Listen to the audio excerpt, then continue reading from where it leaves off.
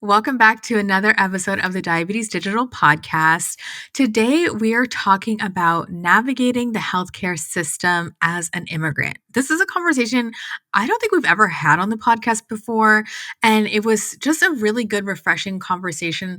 We were all able to share our stories of working with patients from different cultures, as well as lived experience, also from Wendy and our guest. So, in this episode, we're going to talk about some of those concerns and layers of complexity when it comes to navigating the healthcare system as an immigrant, including cultural stigma, language barriers, and even pressure to prioritize family over health. So, in today's episode, we're sitting down with Diana Mesa, who's a bilingual dietitian and diabetes care specialist, to talk about the challenges that immigrant women, and especially her as an immigrant Latina woman, face when it comes to getting the care they deserve. So we'll talk about how growing up as the first in your family to navigate the healthcare system can lead to unique struggles and kind of how to push through them. So if you ever have felt unheard or overwhelmed in the doctor's office, this episode is definitely for you. And also if you are the children of immigrants and you want to know how to help support your parents better, we talk about that as well. Yes, and a little bit about Diana. She's the founder of Diana Mesa Nutrition. She's a bilingual registered dietitian and certified diabetes care and education specialist, providing culturally inclusive care in Miami, Florida. She's also a sought-after subject matter expert featured in media outlets such as Telemundo, Today's Dietitian, and Women's Health, just to name a few. All right, we're going to hop right in. Welcome to the Diabetes Digital Podcast. I'm Wendy. And I'm Jess, and we're best friends, registered dietitians, and diabetes educators. Through our telehealth platform, diabetesdigital.co, we offer accessible and personalized virtual nutrition counseling for people with diabetes and prediabetes. Visit diabetesdigital.co, that's C-O, to book your first appointment. We accept insurance and offer affordable self-pay options. Now, let's get into today's episode. This podcast is brought to you by Hero Bread. As dietitians, we're always on the hunt for store-bought foods that we can confidently recommend to our patients. But here is the catch. Anything we recommend has to actually taste good. Life is short, and I both live to eat and eat to live. That's when Hero Bread reached out. I'd seen them in stores, but I hadn't picked anything up yet, and they had sent a bunch of products for us to try. Now, my husband and I, we love food, and we were immediately hooked. Hero Bread isn't just tasty, it's functional too. Each serving has 0 to 2 grams of net carbs, no sugar, and 4 to 10 grams of protein depending upon the product. So the Hawaiian rolls, for example, which are new and I love, they have 4 grams of protein per serving. It's perfect for managing blood sugar or adding more protein while eating the bread you love. Their tortillas are a new favorite in my house. My husband and I both love using them to make quesadillas as quick snacks. I'm a big quesadilla girl. I've also been using their bread for sandwiches. I love making a sandwich for lunch because it's easy and it's filling, but I am picky about bread. It has to be the best part. And here's the thing. Sometimes breads with health claims tend to be dry and disappointing, but not this one. Hero Bread is moist, chewy, and really, truly satisfying. Their hamburger buns are also perfect for my vegetarian patties, and the extra protein helps me hit my daily protein goals. Now, whether you're looking to manage your blood sugar or you just want to enjoy a delicious bread option with added protein and prebiotic fiber, Hero Bread is a simple and tasty option. Ready to give it a try? Visit hero.co to shop their full lineup and use our special coupon code DD10, that's DD is in Diabetes Digital 10, to get 10% off at checkout. And don't forget, they also offer free shipping for orders over $50. That's hero.co. Now, on to the episode. Welcome to the podcast, Diana. Thank you. Thank you so much for having me. First, can you tell us a little bit about your story, when you ended up coming to the U.S.? And I also would love to learn some of your early experiences navigating the U.S. healthcare system and kind of how did that shape your path to becoming a dietitian and diabetes educator? Yeah. So I was born in Cuba in 1990. It was the special period. So a little bit after the fall of the Soviet Union, which meant a lot of food scarcity in the island and just scarcity period, not just food, but medical equipment, all sorts of things. So that drove my parents to leave And my dad first came through Mexico. He crossed the border like so many immigrants do. And then after some time, he sought to bring my mom and I, with asylum. And I'm not really sure exactly all the legalities of how I got here. I just know I was here 2 years after he left. So in 1994, we settled in Miami. And my parents have a medical background. In Cuba, they were doctors. And so my experience in the healthcare system in the United States has been uniquely informed by that, because they have had all of the connections I've needed when I've been uninsured, when I need something and can't get in with a doctor immediately. So I've been lucky in that sense, because if it weren't for my parents' connection, my mom is a nurse practitioner now. She went back to school here.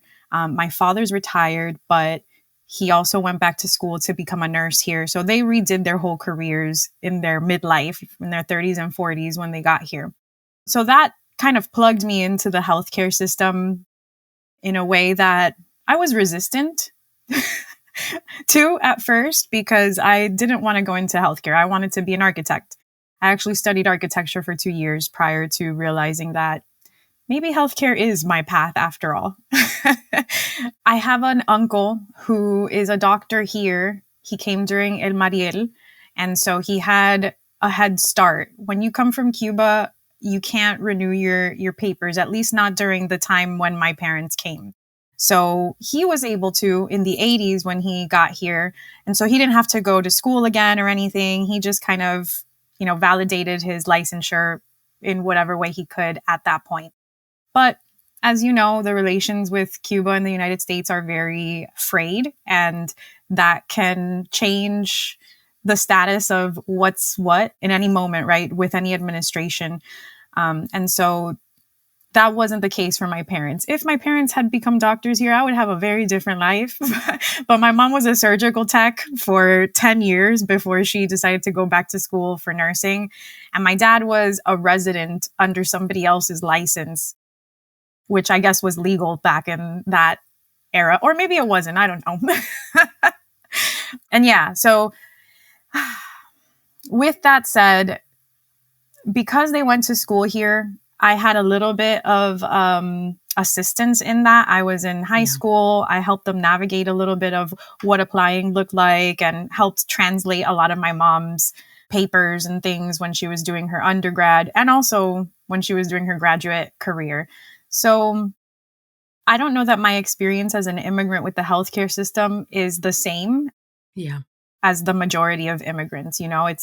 It's unique in the sense that we had already that foot in the door because of their medical experience and because of my uncle. Mm-hmm. Yeah, that makes total sense. And I would love to talk about some of the struggles that you've seen when it comes to medical care for immigrants for first gen. Because speaking from personal experience, like with my parents coming from the Dominican Republic, and just from what I've seen with like family and friends, there is like a fear of authority in a way. And especially with doctors being seen as like the ultimate authority when it comes to healthcare, just like resistance when it comes to questioning things or asking for clarification. Like that's something that I would see with my parents, where they would just do as they were told, even if the medical advice wasn't really working or if they didn't agree with things. So I'm wondering, like, what are some of the struggles that you've seen working with these communities, and how can people feel more empowered to advocate for themselves? Yeah, you're bringing up something that is very true in my experience. And I'll give you my firsthand experience with my father. My father is a medical professional. And although he's been retired for some time and his knowledge is a little outdated, he is one of those people that still goes by whatever his doctor says. His doctor, my uncle, is also quite outdated and probably should have retired maybe 10 years ago. My father is a person with diabetes. And last year he had a few health scares. He was in the hospital many times due to low magnesium and low electrolytes, because for many reasons. but in part because of his diabetes medication. And my mom, a nurse practitioner, and myself, a certified diabetes educator, tried to intervene and make recommendations on making medication changes for him so that he wasn't on, a glipizide, which is going to bring his blood sugar down after a meal or whenever he takes it pretty acutely. So even after all of the advocating that my mom and I did, he insisted that he would not change his medication against his doctor's advice, no matter what, because he didn't want to offend his doctor, my uncle. And that experience is very common. In my time working in a diabetes clinic here in Miami with a lot of Latinos, it was all Spanish speaking immigrants, a lot of Cubans, a lot of Venezuelans. We talked a lot about how just because their doctor is telling them something doesn't mean that they can't question it, right? Because the doctor really only has maybe 15 minutes with you.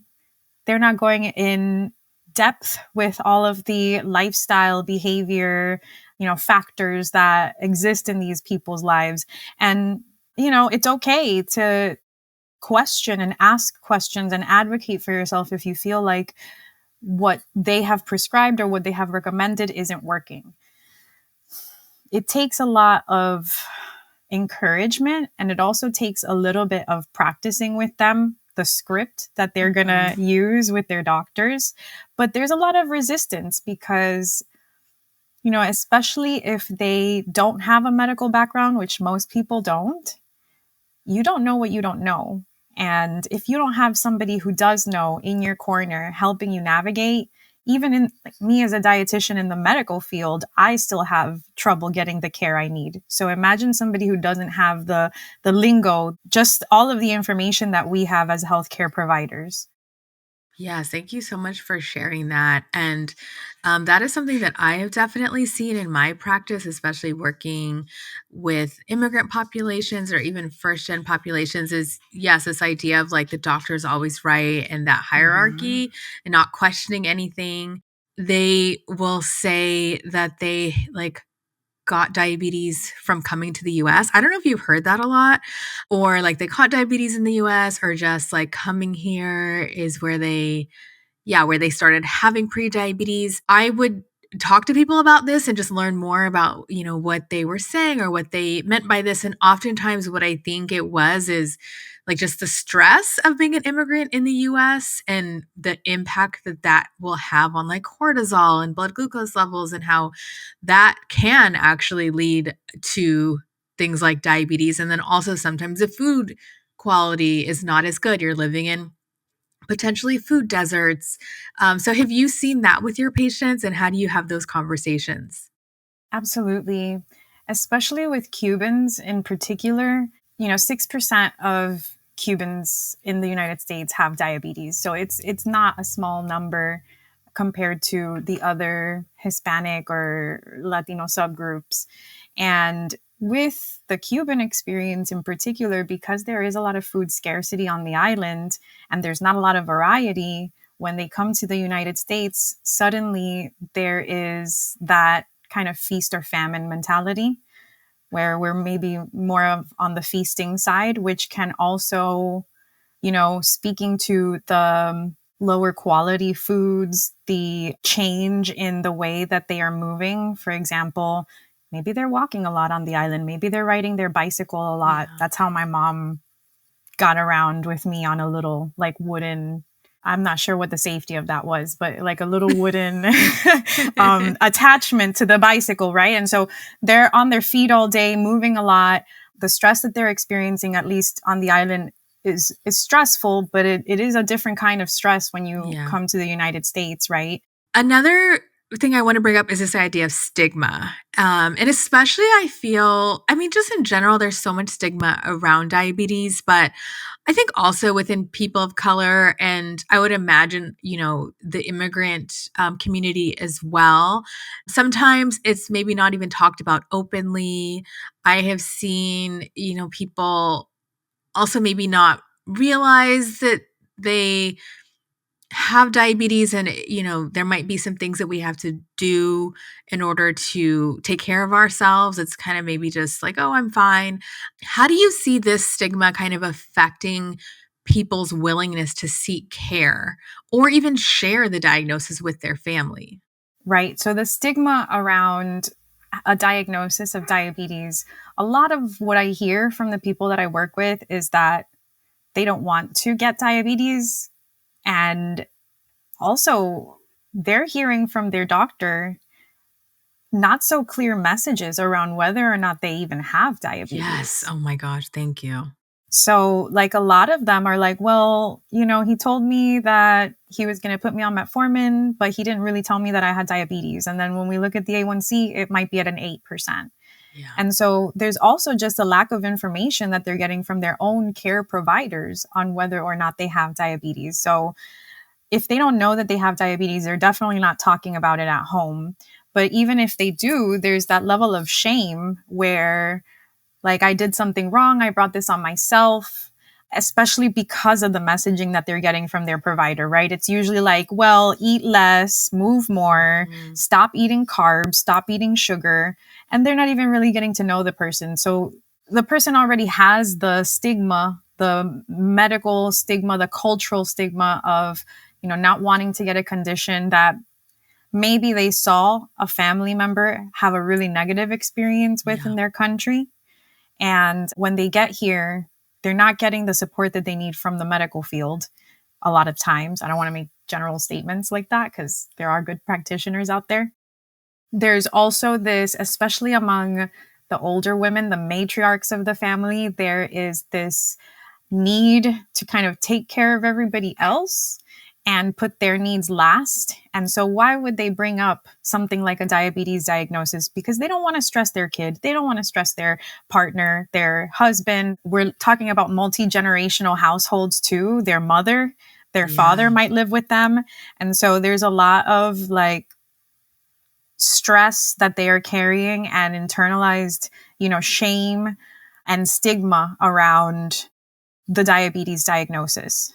So being able to help them understand that it's not their fault and that they haven't done anything wrong to bring this on themselves can help shed a little bit of that stigma. Yeah, that makes total sense. And I would love to talk about body image in relation to all of this. I think that body image ideals are very different from culture to culture, even in Latin America. Like, I feel like for the Caribbean, it's very different compared to like Central South America. But whatever the beauty ideal is, usually it does impact food intake, and it's usually tied to restriction and trying to get thinner, whether just like overall or in certain areas of the body. And so I would love to hear how you've seen body image play out when it comes to Latina women or just like women of color, and how that affects their ability to manage diabetes, especially now with GLPs being so popular for people that have diabetes and that don't have diabetes. Yeah. I work in the intersection of like disordered eating and eating disorders and diabetes. So that comes up a lot in our work. I also work a lot with people with PCOS. And as you know, they are at an increased risk of developing diabetes. And a lot of them come to me for insulin resistance. These populations in general are already at a higher risk of disordered eating and eating disorders. And when it comes to body image, the literature that we have out available, it's mixed. And part of that, I believe, is because the people doing the research are not understanding the nuance. They're grouping all of Latinos into one big group. And as you mentioned, body image is going to look differently in the Caribbean and even among all of the different skin colors in the Caribbean, right? And in Latin America, Central America, South America, because we are such a homogenous group of people, it's going to be diverse, period. And what I see is that with my mom, for example, never was she worried about body image. She never dieted. As she has assimilated to this country's culture, in her older age now, she's in her early 60s. Now is definitely not a time to be dieting and to be restricting. And yet, the last maybe 5 or 6 years, there's been an obsession with her body size, right? And what she's eating, and that she can't have the pan con bistec because she's on a keto diet. And this just drives me insane because I'm like, how? How did we start so, fine and end up like this? So as people assimilate to this culture's ideals of beauty, the thin ideal, there's this desire to lose weight. And it becomes also an obsession over health, right? The conflation of health and weight, it's there already. But especially when they're receiving messages like, oh, you have to lose weight in order to cure your diabetes, which is a myth. You don't have to lose weight to improve your diabetes or cure it, right? There's no cure. They feel that pressure to engage in whatever it will be, resulting in weight loss, whether or not it's beneficial to their health or diabetes. Totally. And you're bringing up so many things. With the weight, that was a question that we had too. Oftentimes, people are told that the diabetes is just about weight. I used to do that myself, like when I worked in a clinic. And I would tell people, because I was citing these certain studies, the DPP studies, diabetes prevention studies, where I'm like, if you just lose like this percent of your body weight, you're going to reduce your risk of developing diabetes significantly. I had those studies memorized. I taught classes in English and Spanish. I have since publicly apologized because, when you know better, you do better. And it's not just about the weight. And we have so many clients in our practice, because we also take a health at every size, weight inclusive approach, where they are able to lower their A1C and able to make those positive changes on their health and take care of themselves better. And maybe their weight stays the same. Some people, maybe the weight goes up, especially if you were severely restricting what you're eating. So I really appreciate that advice. Another barrier that I have personally seen is language. And I want to get into this. And I think this can apply to like any immigrant families or first gen folks who are potentially like helping their parents navigate the system. But for people who are speaking Spanish, let's just say for this example, and they're navigating like these complex medical systems, what are some real world strategies for making sure that they're truly understanding their care? Well, aside from finding a provider that speaks your language, I think that's number one, right? Which is a barrier because, especially here in Miami, it's no problem. Most providers speak Spanish and some of them don't even speak English. So you'll be in good hands here in South Florida. Like my mom, for example, she defends herself enough in English, but Spanish is definitely an area where she's more comfortable in. So aside from that, I mean, if you have a family member, and this can be complex, right? Because some family members, they don't want to tell you everything. They're translating for you and they're like gatekeeping information. Or they're not telling what you said to the provider. They're like, no, we don't, like, don't worry about that, Yeah. Exactly. So that wouldn't necessarily be my first recommendation, but by law, if you are with a provider that does not speak your language, you're entitled to a translator. And every medical office has to have a translation service for you. So just knowing that that's a right that you have and being able to ask for that upon scheduling your visit, like before you even get into that doctor's office, telling the front desk, telling the medical assistant, maybe finding a person in the office who you might be able to feel comfortable with communicating that in translating it from Spanish to English or whatever language you speak to English. It's quite complex. Of course, the gold standard is to find somebody that speaks your language, even if they're not from the same cultural background, right? Like they could be Haitian and speak Spanish, and you from Colombia might go to them and still have a better experience than somebody who doesn't, you know? On both sides. If you're a provider and you don't really fully speak the language well enough to give, especially if you're doing longer visits, because I've seen so many providers with Spanish where they're like, yeah, I speak Spanish. And I'm like, girl, no, you're not giving enough information. You're not able to understand what they're saying. I get you. They don't want to call the interpreter, but you also have to do like what's best for the patient if you don't feel like you can like have a thorough conversation, which I feel happens a lot.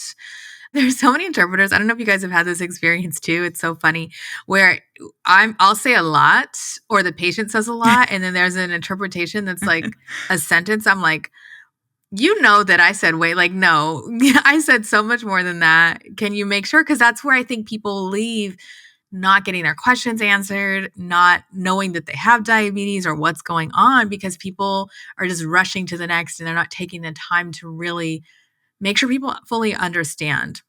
Yeah. And I think that that's like a systemic issue, right? Like the way that our healthcare system is set up, it's not setting us up for success. Providers, if they are on like on an insurance based model, it's a turn and burn. It's a numbers game, right?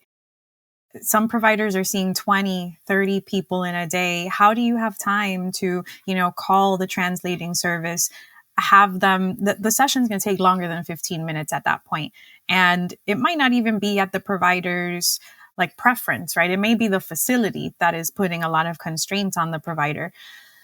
So there's a lot of barriers if you're speaking a language that isn't commonly spoken here, at least with Spanish. It's a pretty commonly spoken language in the United States, but with other languages that are spoken in Latin America that aren't Spanish, you're going to encounter a difficulty. So I don't know what the solution is to that, Yeah. No, but I think this is all helpful. And I had so many patients too who maybe came from Mexico and Spanish was not their first language. Like they spoke indigenous languages. And so we would have to have those interpreters too, because especially even me, when I first got there, I just assumed like, oh, you came from Mexico, like you speak Spanish. And then I'd be speaking in Spanish and I'd see like, oh, you're not comprehending what I'm saying because like you're not as familiar with Spanish.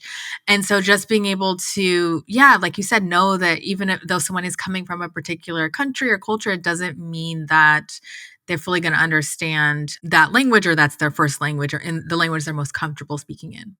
And on that note, Spanish is so diverse when in Latin America, what we call, calabaza, they call yautía in Dominican Republic, and we're both in the Caribbean. So, I mean, even, beans, they go by many different names across the board, right? You have in Cuba, we call them by the colors, right? We have red beans, we have black beans, but in Venezuela, black beans are called caraotas.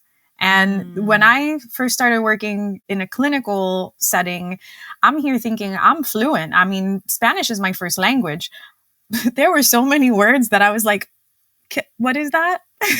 Can you explain what that is to me? And then, they would kind of clarify.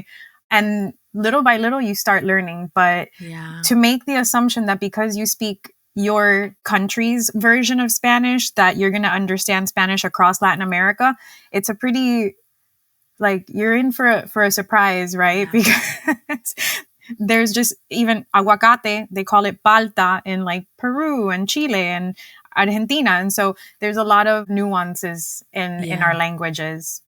I'll share a quick story.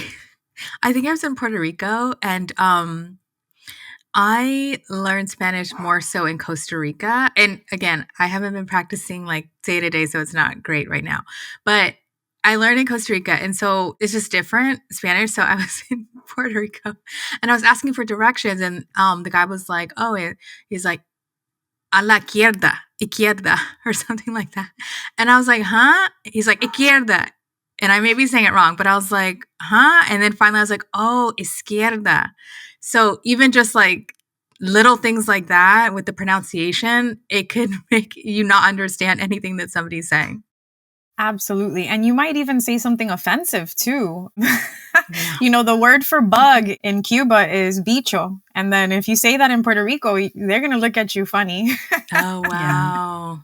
Oh, so, little things like that you have to have at least some level of awareness, especially if you're working in a place where you have a specific demographic of Latinos coming in. You have to become acquainted with their culture too. Because, Cuba and Venezuela, they're both similar in the sense that we speak Spanish and we're in Latin America, but there's nuances even like in regions, right? Like I'll tell you Colombia, for example, coastal Colombians, like from Barranquilla, they sound a lot like Cubans. And the only way that I can tell a Colombian, like Barranquilla accent apart from a Cuban one is because they say señora and señora, where in Cuba, we're not that formal, unless you're like in a more formal setting. So even that compared to Medellin or Bogota, there's going to be differences in the words that they're using, in the intonation, in the foods that they're eating. So, I mean, you can't be an expert in everything, obviously. Yeah. But you can learn, and you can have that humility, right? And that responsiveness to other people's cultures and that curiosity. Mm-hmm. Yeah. Speaking of culture, when it comes to cultural foods, especially foods like rice and beans, they're very looked down upon in healthcare. Like usually doctors are like, that's the first thing that has to go, the rice and beans, the tortillas, the pupusas, the víveres, like the plantains and all of that. Similarly, with care being very weight centric, it's like the weight has to go too. You have to lose weight. And so for someone who wants to eat those foods or doesn't want to lose weight, but they also feel uncomfortable speaking up to their provider, like what are some things that they can do to advocate? And I don't know if it's like letting their doctor know or like, because everyone can't just like find another doctor. Like what are some things that they can do to not feel so uncomfortable with those conversations? Yeah, I think being able to use your voice in that session is something that a lot of people need support with, but is very powerful, right? Because if they don't know that the recommendations that they're making just don't work with you, then how can they know? They can't read people's mind. You may not come back, even if you can't find another provider, which is an even worse situation to be in. You do run the risk of the provider, getting offended. But that's our responsibility as providers to check our biases, to meet our patients where they're at. And so I think being able to use that voice to express yourself in sessions, to let them know that, hey, this is not how I eat and this is not what I want. This is not aligned with what I came here for. And I would appreciate other options. In case of weight, for example, what are you telling people who have diabetes and are not in a larger body? I don't want to lose weight because culturally that's not aligned with my husband's not going to like it, or whatever the case is, right? It's hard, right? Because you have to, as a provider, you have to be able to build that rapport to make that person feel comfortable to talk to you about those things. But also as a patient, you have to let go a little bit of the people pleasing that a lot of us come with, and be able to say what you're really feeling. That's something that you got to work on, because I work with clients all the time on the people pleasing aspect to the extent that I can, obviously in partnership with their therapist. It does take having an advocate, and that could be like a child, right? An adult child. That could be like, for example, if my dad took me to his doctor's visit, my uncle would hear some words from me. But even if it wasn't my uncle, right, I would still be like, well, listen, I am a provider as well, and this is what I'm kind of like calling here, right? This is my father, and this is how we want the care to be delivered. So you have to have somebody in your corner if you're not feeling comfortable yourself. Yeah. That was my next question. I know that this podcast obviously is in English, so people who are listening, well, I think there's a lot they can take from this, right? But I think that they also may have family members, parents who they're, wanting to get help, support, and seeing that the parents are struggling. How can you, as let's say like a first generation immigrant, you have immigrant parents, how can you best help them navigate this system? Yeah, my parents like to keep their medical stuff kind of hidden from me. There's a little bit of that, seeing me as a child my whole life, no matter how grown I am and no matter how many degrees I have and certificates I have, but really having to push back on that, right? And having aging parents is hard, because then you have to start kind of parenting them at some point.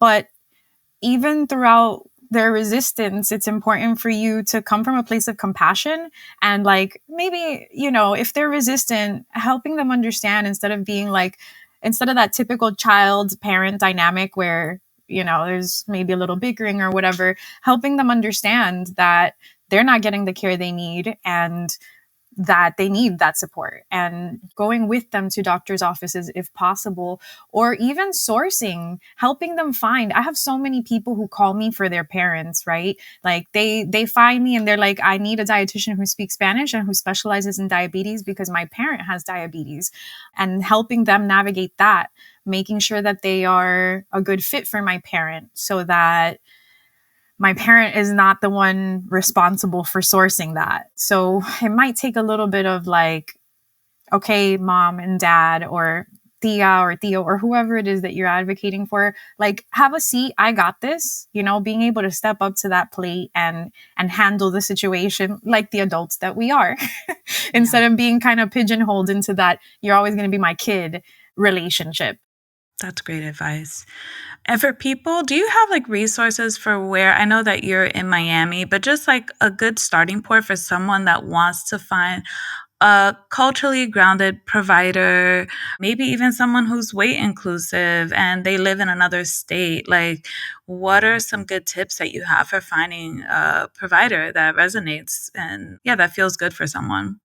Yeah. Well, the good news is that now we have telehealth. And so we can be so much more accessible than we were before, right? Like I may be in Miami, but I have a location in Oregon, and I see people across 28 or 29 states now. And I know that, a lot of providers are doing that now. And it's so much more accessible because I see people from California, I see people from Arkansas, from Kentucky, from places where, like, I mean, California is not a good example, but Arkansas and Kentucky, you wouldn't immediately think of those places as having a lot of Spanish-speaking dietitians, right? But there are Spanish-speaking populations there. And so being able to offer those services virtually is great. And so just a simple Google search, like weight inclusive, you may not find a lot of weight inclusive Spanish speaking dietitians, but we're out here. Yeah. Spanish speaking bilingual dietitian, a quick Google search will definitely unveil a lot of us because we are out here and we're trying to make that care more accessible across the country. So yeah, all it takes is curiosity. Instagram is a great place too. Yep. Social media. I have a lot of clients that started follow me on social media and they're like, I really like your stuff and I feel like I would be comfortable with you because you understand my culture, right? And because I like your approach, because you're not focusing on weight loss, because you're including my arroz con, habichuelas or frijoles or whatever they're called in my country. Yeah. Oh my gosh. I love that. I think, I just love what you're doing. I think that our audience is going to get a lot out of this conversation. And can you let people know just, if they want to work with you in particular, where they can find you, as well as I know you're active on Instagram. Yeah. So on Instagram, it's all the same. If you Google En Mesa Nutrition, I will pop up in many different forms, right? So my website is www.enlamesanutrition.com. And La Mesa Nutrition is my Instagram handle as well. If you want to connect with me on LinkedIn professionally, you can too. I'm not super active on like the TikTok or what's this other one? Twitter, X. Those ships sailed for me. Yeah. Goodbye. Yeah, it's just too much. It really is. But yeah, they can connect with me online. And if I'm not a good fit or if my books are full, I'm happy to refer to somebody who is. And I have a long list of people who speak Spanish, who focus on all different specialties, who are weight inclusive. I think it's hard to find on my list somebody who's not weight inclusive at this point. Yeah. So that might be a barrier for somebody who really does want to lose weight. And is not open to that weight inclusive approach. But other than that, the directory is very long. Yeah, I love it. Well, thank you so much. This was really a great conversation. And next time I'm in Miami, I'm definitely going to hit you up. Please do. Yeah. So thank you. And we'll catch y'all next time. Bye. Thank you so much. Bye. Thanks for joining us for today's episode. If you're interested in nutrition counseling with one of our expert dietitians to help improve your prediabetes or diabetes, visit us at diabetesdigital.co. Also, if you found our conversation helpful, do us a favor and rate and review this podcast on iTunes, plus share with someone who might find this helpful. You can also connect with us on Instagram at diabetesdigital.co. And tune in every Wednesday for practical, inclusive, and culturally humble diabetes insights. We'll catch you later. Bye.